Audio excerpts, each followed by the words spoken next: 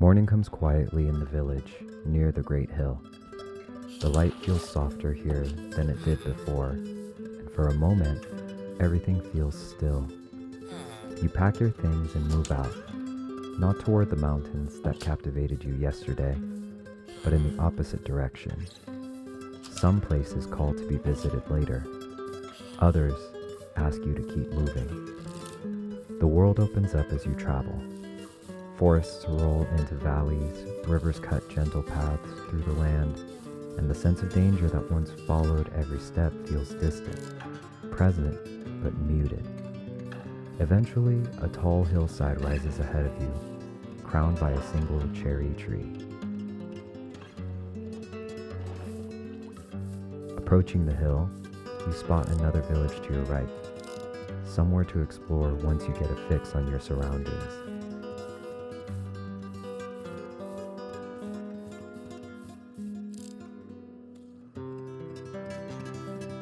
A zombie comes from under the hill in an ambush against you. Drained by both the sun and your sword, the zombie falls quickly. You climb toward the cherry blossom tree, drawn upward without urgency. And from the top, the view takes your breath away. A vast valley stretches in every direction, green, open, alive. To the lower right, you spot a village resting along the riverbank, and farther still, almost hidden against a cliff in the distance, you notice something darker. A wooden structure, tall, rigid, out of place. Curiosity pulls you forward. You paddle across the water and begin your climb toward the structure.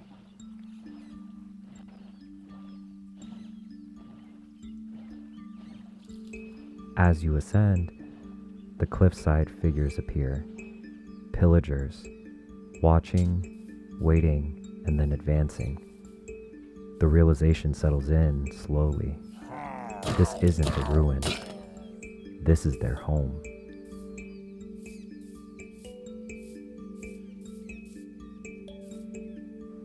As you reach the top, you look over the edge of the cliff, across to the left, and your stomach drops.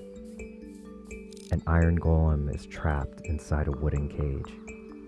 A village must have fallen for this to happen. The golem wasn't destroyed, it was kept. A trophy.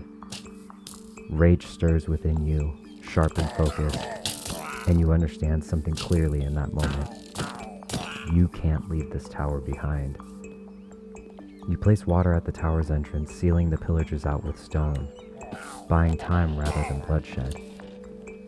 You climb upward, step by careful step, until you reach the top.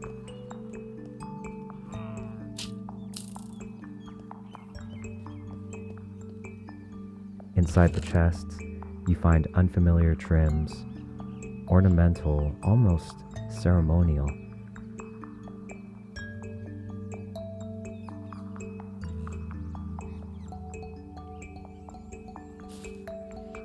You find a horn and play it, the sound echoing across the valley.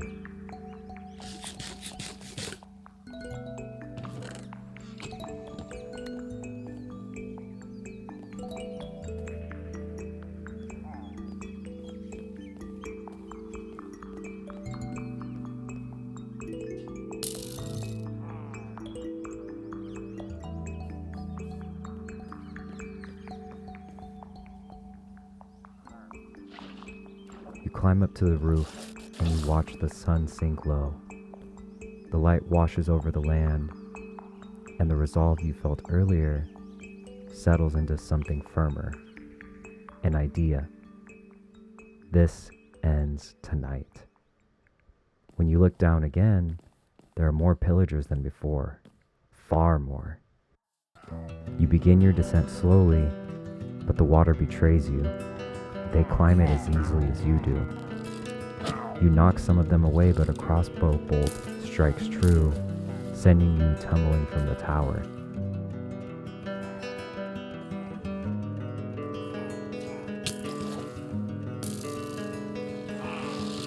The impact stuns you, but the water breaks your fall. You reach the cage and begin tearing it apart, but before long the pillagers swarm. You retreat along the cliff's edge, one misstep from falling. You circle back again, focused, determined, and finally the cage breaks free. And the golem is free as well. What follows, though, isn't chaos, it's coordination. The golem moves with purpose, and you move with it, clearing the towered grounds together. But you know better than to linger. Reinforcements will come.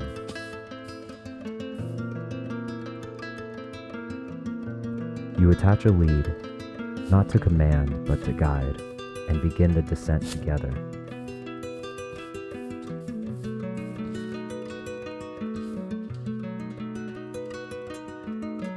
At the base of the cliff, the pillagers you knocked down earlier rise again. You clear them quickly, but more spill down the cliffside, intent on reclaiming what they lost. The golem sinks beneath the water. You dive after it, fighting panic as you reattach the lead. This is your only chance. You throw the boat into the water and paddle hard. By the time you reach landfall, mobs crowd the hills, and arrows chip away at the golem's frame with every strike.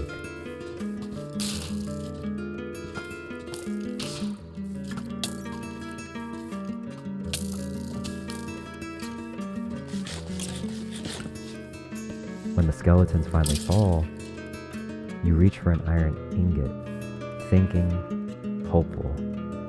You place it near the golem, and the iron ingot reacts strangely, softening and then becoming a part of the golem. The chips from the arrows fade completely, but there's no time to dwell on the discovery. You run again over the hills and through the darkness until the village from earlier comes into view. You release the lead and almost immediately the night erupts. Zombies flood the village. You fight, but a blow lands harder than the rest, and your helmet shatters. Overwhelmed and dazed, you retreat toward the river, only to see another iron golem emerge. Together, the two guardians push back the horde until the village is quiet once more. You return to the first golem and place more iron nearby, watching its wounds vanish. Only then does everything catch up to you. The tower, the escape, the night, and the exhaustion feels totaling, and understanding that it's time for you to rest. You stumble into a leather worker's shop and make a space for a bed. The moon fades as you lie down, and before the sun can rise, sleep takes you, deep, earned, and heavy.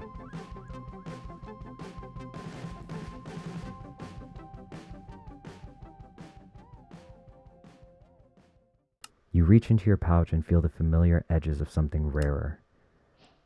The first piece replaces the iron helmet you lost. Then another, and another. As each piece of armor settles into place, you notice the change. The temperature around you feels more even. You take your old iron armor and place it carefully into a chest inside the leatherworker's shop. It doesn't need to follow you any further. Before you step back outside, you remember a recipe you once noticed, a way to shape and name things with intention. You pull iron blocks and ingots together and craft an anvil and set the name tag upon it. You pause, and then a simple name comes to mind. And when you step outside again and find the golem in the distance, patrolling and guarding, you walk toward it slowly and offering one last iron ingot before presenting the name tag. And the name settles. The golem turns toward you, not fully facing you, not meeting your gaze, but acknowledging you all the same.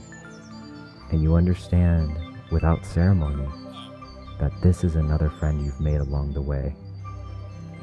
As you leave the village to retrieve your horse on the hilltop, the thought stays with you. This friend will roam freely again. It won't be caged, nor taken.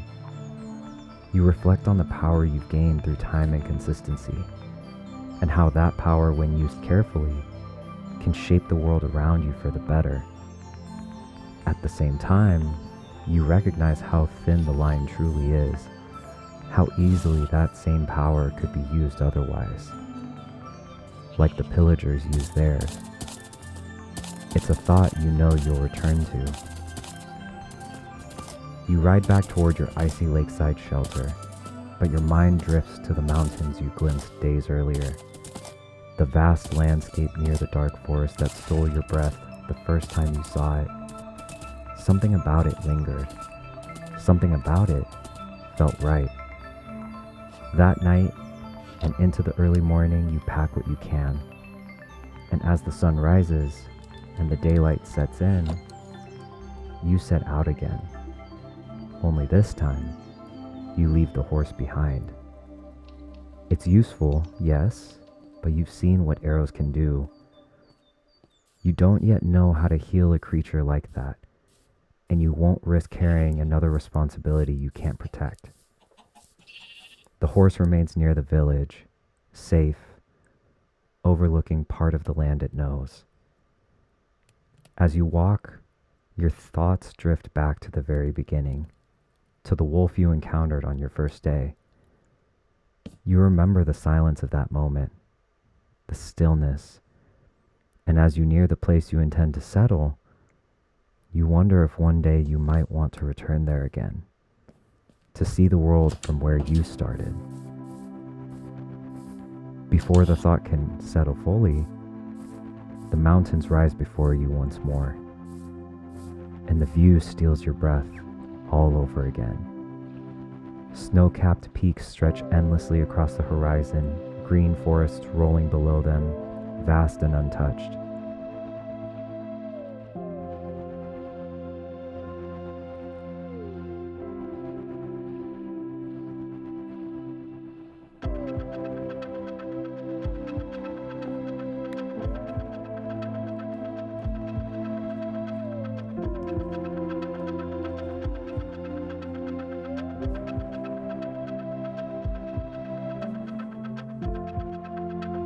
You climb higher and find a flat stretch of land, quiet, open, waiting. You begin to build, and for the first time since your journey began, there's no urgency, no threat pressing in, just the simple act of shaping a space that will be yours.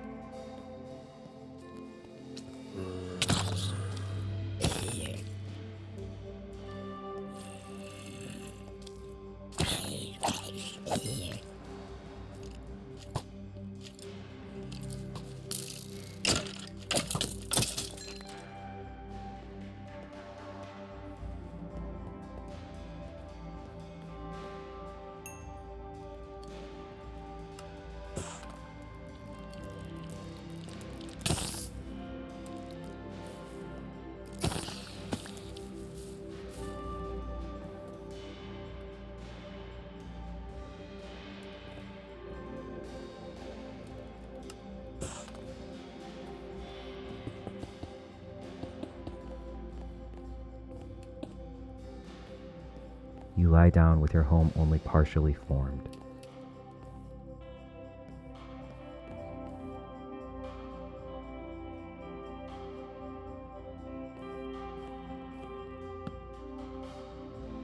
And when morning returns, the thought remains clear and steady. This corner of the world, this expansive, breathtaking corner of the world, is enough to slow down, enough to be present, and enough to rest.